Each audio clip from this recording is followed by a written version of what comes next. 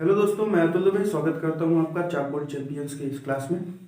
आज हम करेंगे ग्रेविटेशनल लॉ जो है, ठीक है, कैपिलर के नियम से।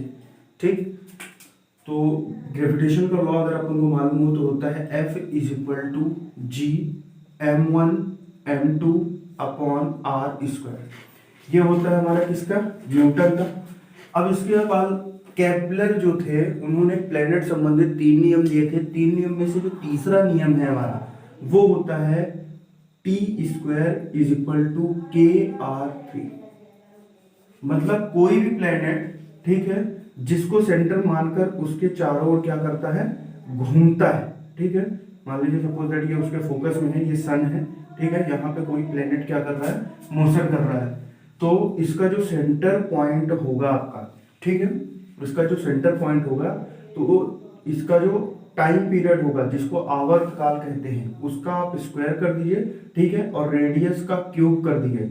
ये दोनों चीजें आवर्त काल और रेडियस क्या होती हैं, डायरेक्टली प्रोपोर्शनल होती हैं, समानुपाती होती है। इसके हेल्प से, कैपिलर के थर्ड लॉ के हेल्प से हम निकालेंगे F is equal to G m1 m2 upon r square. इस फॉर्मूले को ड्राइव करेंगे अपन, इस फॉर्मूले की भी उत्पत्ति करेंगे।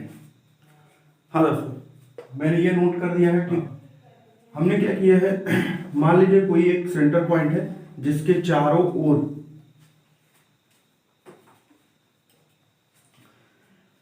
m द्रव्यमान या m मास का कोई एक प्लेनेट है, ठीक है, जो r रेडियस से क्या कर रहा है, उस पर घूम रहा है उसके चारों ओर। ठीक है, मान लीजिए यहाँ पे कोई प्लेनेट है, ठीक, जिसका मास कितना है, m है, उसका कोई सेंटर पॉइंट है O, इसके चारों ओर क्या कर रहा है, वो प्लेनेट क्या कर रहा है, रोटेट कर रहा है। ठीक, अब उसकी जो रेडियस है, केंद्र से त्रिज्या जो है वो कितनी है, r है, और इसकी जो वेलोसिटी है, जिस वेलोसिटी से ये क्या कर रहा है, घूम रहा है, वो वेलोसिटी है हमारे लिए कितनी, v। ठीक, रोटेट कर रहा है तो उस पर सीधी सी बात है, कोई भी चीज है अगर वो सर्कुलर मोशन कर रही है, ठीक है, कोई भी ऑब्जेक्ट अगर सर्कुलर मोशन करेगा तो उस पर एक फोर्स लगता है जो हमेशा किधर की ओर रहता है, केंद्र की ओर।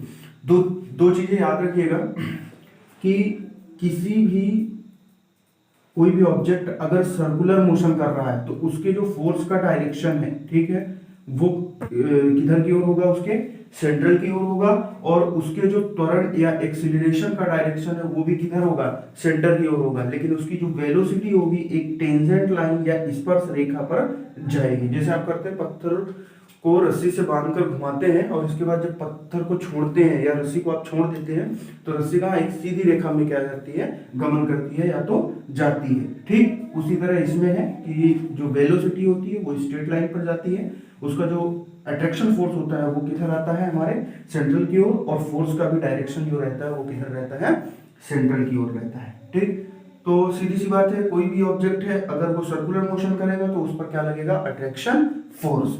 तो आकर्षण बल से या अट्रैक्शन फोर्स से या सेंट्रीपिटल फोर्स से जो लिखना हो आपको वो आप यहाँ पे लिख सकते हो। और किसी में भी अगर सेंट्रीपिटल फोर्स लग रहा है तो सेंट्रीपिटल फोर्स का फॉर्मूला होता है F is equal to mv square by r। ठीक, इसके बाद एक फॉर्मूला हमने पढ़ा था, ठीक, सर्कुलर मोशन में v is equal to omega into r. v is equal to omega into r. कुछ नहीं करना, जहां पे v लिखा है उसकी जगह हमको लिख देना है ओमेगा आर। ठीक है, तो f को f लिखा, इज इक्वल टू को इज इक्वल टू, m को m लिखा, रहने दिया, v की जगह इसको पुट कर दो तो ओमेगा इंटू आर का हो जाएगा होल स्क्वायर अपॉन पे चल रहा है r। थोड़ा सा सिंप्लीफाई करते हैं इसको, m, ठीक है, omega square r square upon r। ठीक, एक आर से एक आर हवाई फायर हो जाएगा, बचेगा क्या हमारे पास, m omega square r upon में उसके पास कुछ नहीं बचा। इसके बाद एक फॉर्मूला होता है omega is equal to 2 pi upon t. ठीक है, ये एक तरह से एंगुलर डिस्प्लेसमेंट होता है, कोणीय विस्थापन। ठीक है, जब भी सर्कुलर मोशन हो रहा है तो कौन सा विस्थापन होता है, कोणीय विस्थापन। ठीक है, तो ये कोणीय विस्थापन का फॉर्मूला होता है, ये पढ़ भी चुके होंगे आप। इस ओमेगा की वैल्यू को लाकर यहाँ पे पुट कर देना है, तो F इज इक्वल टू, ठीक है, m की जगह m रखा, ओमेगा को हमने लिख दिया 2 पाई/t का whole square into r। Next line में हमने 4 2 2 4 pi square m r upon t square. दो कार्यक्रम एक साथ किया है हमने, ठीक है, ब्रैकेट ओपन करके स्क्वायर करके और मेकअप भी साथ में करते गए हैं, ठीक है। उसके बाद हम एक चीज जानते हैं, यहाँ पे लिख देंगे वी नो दैट, ठीक, बताया था आपको कैपिलर का जो थर्ड प्लैनेटरी मोशन है वो क्या होता है हमारे पास, T square is equal to के आर की पावर 3, ठीक है।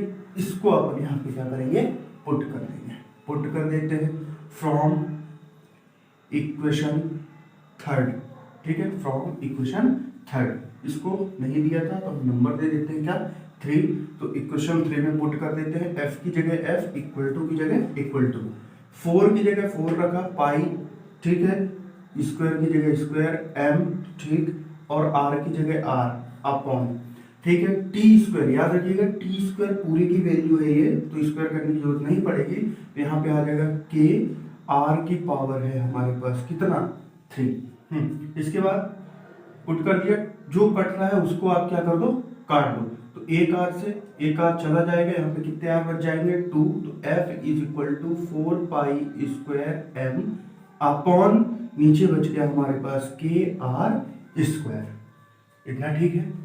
अब ध्यान से देखा जाए तो यही है हमारे न्यूटन का अट्रैक्शन का जो नियम है या गुरुत्वाकर्षण का क्या है, नियम है, ठीक है।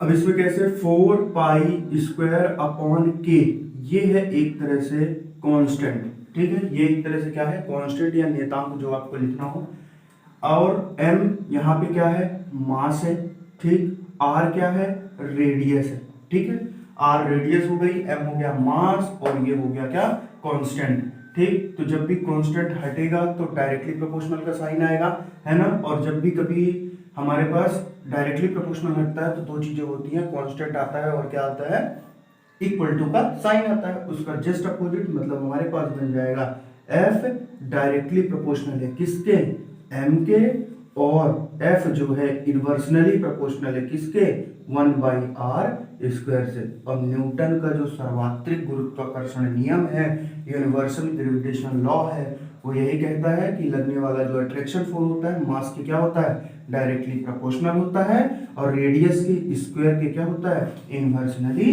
प्रोपोर्शनल होता है, हैंस प्रूव्ड।